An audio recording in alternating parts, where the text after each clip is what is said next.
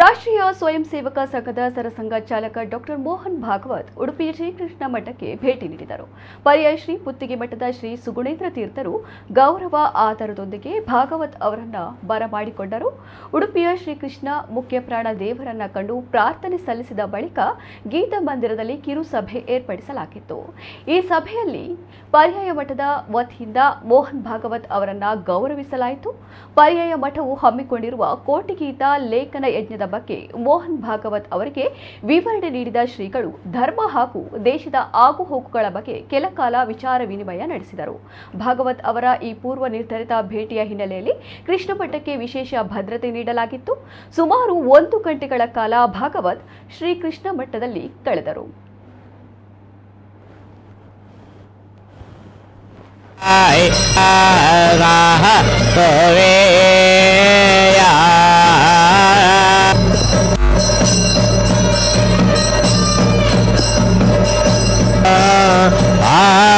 देवस्य माहे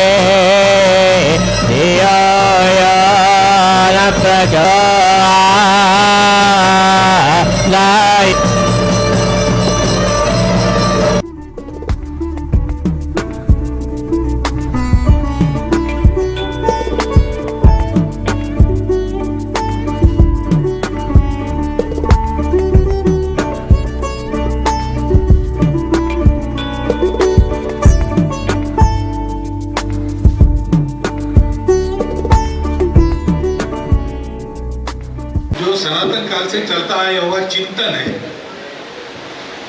पूर्णता तक पहुंचा।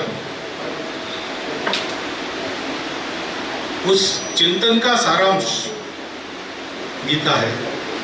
सर्वोपनिषदों का वो दोक्ता गोपालानंद, और वो इतना संपूर्ण है कि उसके पहले हुआ सब चिंतन और उसके बाद में सृष्टि प्रलय तक होने वाला सब आध्यात्मिक चिंतन गीता में समाविष्ट है। श्रीमद् भगवद गीता के बाद भारत में और सारे विश्व में जो जो चिंतन धाराएं आई उसका भी अध्ययन करते तो ध्यान में आता है कि ये सब गीता में पहले से है। और वो गीता ये रोज के जीवन में पथ प्रदर्शक है। बुढ़ापे में पढ़ने का ग्रंथ नहीं है,